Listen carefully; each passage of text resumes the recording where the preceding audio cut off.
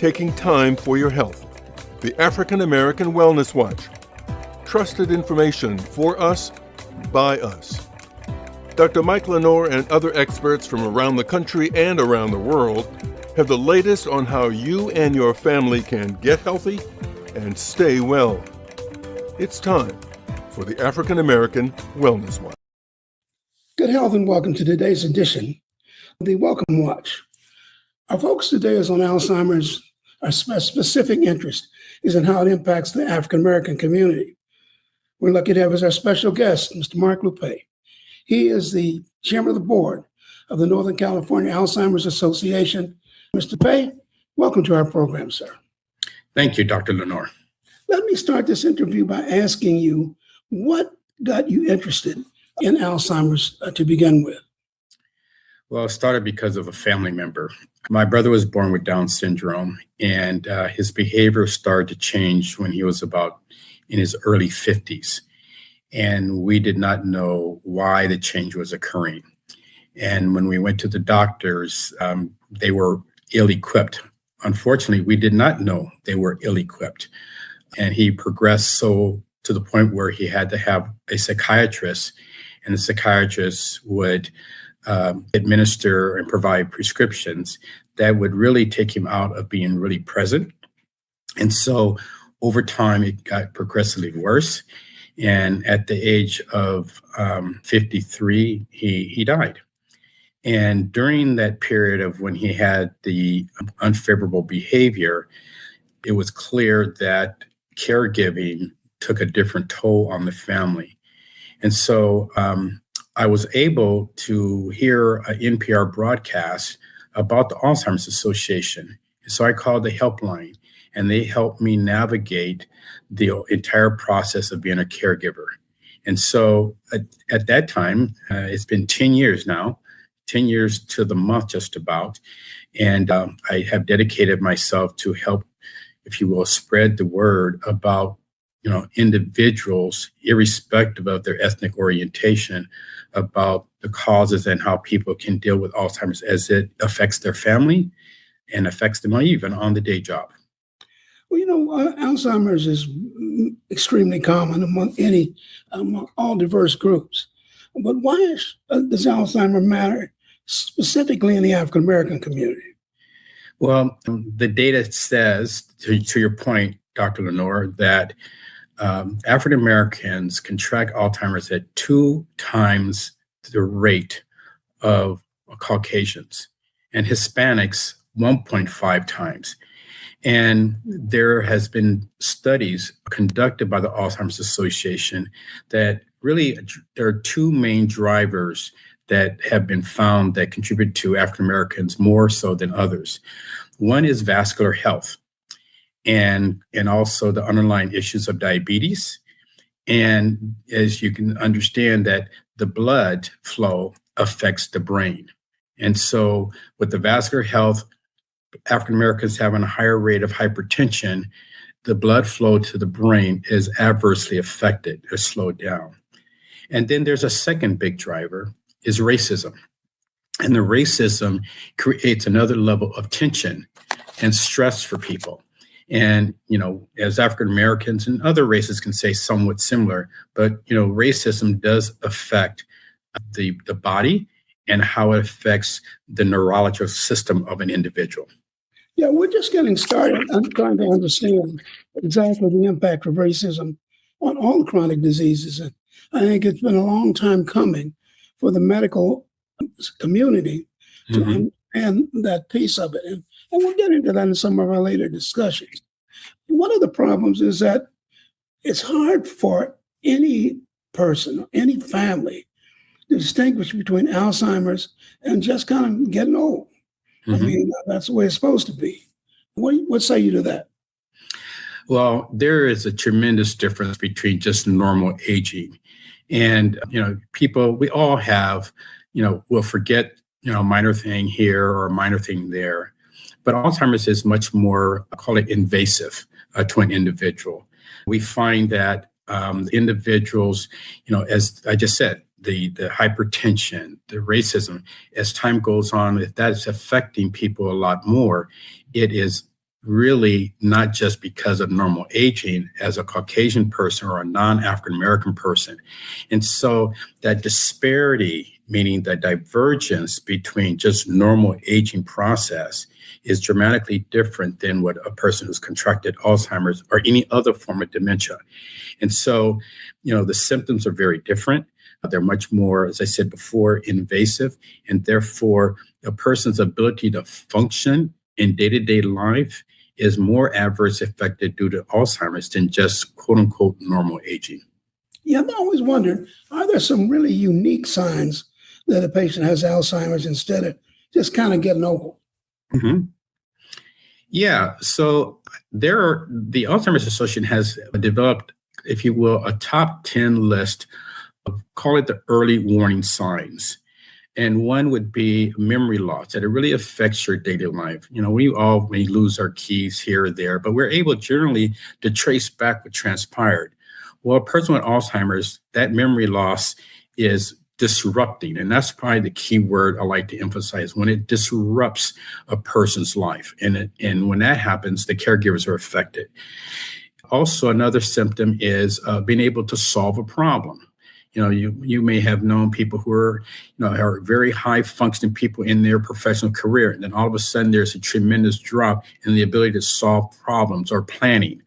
A third is just completing a familiar task. A familiar task could be tying your shoe. Can you imagine not being able to tie your shoe because you just don't know how to tie your shoe anymore? That is a disruptive activity in one's life. A fourth one could be confusion. You go somewhere and a person says, I don't know why I'm here, completely confused about what's transpiring around them. And another symptom is not being able to understand a visual image. Those on the call may have encountered someone who they've known who could recognize them or someone else. But, when a person with Alzheimer's cannot even remember their daughter, son, mother, that is very, quote unquote, disruptive in one's life. And being able to speak coherently, that is another symptom that occurs. And showing poor judgment. Getting old, that's different. There may be, one could argue about a judgment being made, but when you talk about just poor judgment is another disruptive activity. And another one is just withdrawing, not wanting to be with people, just wants to be left alone when that person in their prior years was very active. So you can see a dramatic shift, a very active person who's then all of a sudden being very docile. And then, of course, one that people see more often is personality or mood changes. For instance, as I said before, when we started this call, my brother had Down syndrome, very mild person, and periodically he would hit me, and he would hit me hard. And then moments later, he would apologize. Fortunately, I knew it was Alzheimer's disease affecting him than his desire to be disruptive to me physically. In your experience with Alzheimer's as one of the driving forces in our community, what are the unique problems that Black families face when confronted with symptoms like this, Alzheimer's? What do you see? Where do you see the gaps between how Black families, either recognize it, accept it, or try to manage it? Yeah, I would answer in two ways. There is, from a Black family point of view, sometimes it's just not the Black family. It's where that family is in terms of their social acceptance of issues. And it happens in other ethnic groups too. There can be an embarrassment or lack of ability to comprehend. But I do find the most common things affecting Black families is how to find care, how to find care from an African-American physician, also having access to just good health providers is always a challenge. So if you don't have good access, and that's not necessarily always an African-American person, but in general, since that's our topic now, you can find if a person does not have access to a good physician, and let's just talk the primary care physician. Primary care physicians are very overwhelmed with all the things that are going on in their profession, and trying to find a specialist who knows about neurology, how the brain works or doesn't. That's very, very key. So I would say number one is having access to good health care. And that's not necessarily economic. It just happens to be clear, do they have access? And then the care and support. There is a financial burden. It can be a tremendous financial burden on an individual. And not having means, again, that's, if you just think about the general level of economic status of African Americans in general, and then you map that to their access to care. So it starts to dwindle as much. So access to care, being able to understand the issues and finding care and support, and also how to deal with the economic impact. And the economic impact can be very severe. All right, let's take a step back. Okay. And let me ask you, is there something about lifestyle that can prevent the development of Alzheimer's? Well, the answer is the answer would be no. But there are things that people can do to slow the progression. As you asked me before, there is the fact that people get old, all right? And what can people do to improve their health? It's diet. There's a study that the Alzheimer's, they call it the Pointer study. And the Pointer study showed that how physical exercise, good diet, monitoring certain type of, alcohol, if you will, zero is better. But if one does, make sure you keep it at a minimum. But it's very important to what we call a healthy brain diet, healthy brain activities. So staying active, good diet, making sure that you get tested alike. So that's what you can do. And going back to your point about progression and prevention is not there, okay? And there's no cure. But you can slow the onset of it. What about something like exercise? Oh, that's what I meant. So that was called the Healthy Brain Initiative. It includes exercise. It includes diet. It includes, call it a brain games. It could be a puzzle. So keeping that brain active as opposed to being too docile and not being active at all. So exercise plays a major part in it. One of the things that I've learned as I go closer to retirement, if you look at any retirement discussions, the most important thing about retirement is to keep your friends around you. More important than your finances, more important than other things. How important is that for either the prevention of Alzheimer's or for improving it as a state of illness? Yeah. I would say that, again, I will repeat, it is to slow the progression. So to your point, being active, physically active, mentally active. So when you talk about being around family, it means being around people who are engaging you. And that's not a preventive measure, but it does slow the progression as a person can stay active. And sometimes, Dr. LeNoir, even all those don't work because you have to look at the proteins that are in the brain. There are certain people who are higher risk than other people, even within the Black community.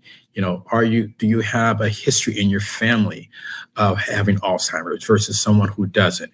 And I do talk to people who have been able to trace the lineage in their family about past family members who've had it, who also get concerned. Have they done it? But to your point about prevention, if I can add one more aspect, compared to testing, when a person starts to develop Alzheimer's, we find that in Caucasians, they start to detect it like 2 years before it starts to occur. African Americans, given what I said about access to healthcare, they don't start getting access to about 6 years later. So that's a 4-year difference between a Caucasian person. And 4 years is a big number. From 2 years to 6, a lot can happen in that 4-year period. So getting to a physician, getting diagnosed, and the good news is we're a much better place today than we have been in years.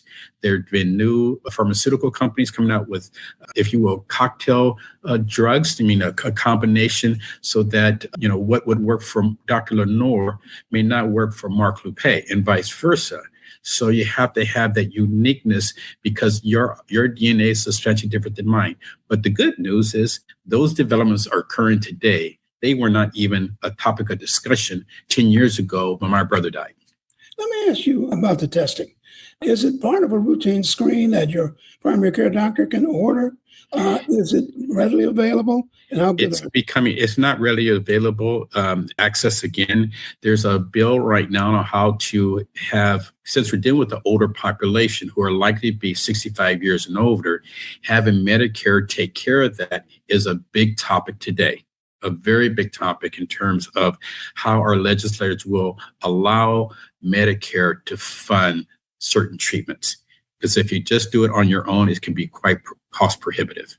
Now, there's some blood testing activities underway, but like I said, every year the research is bringing out new developments to make it much better. I have a combination question for you. Sure. How can we get the word out to the African American community that these tests are available?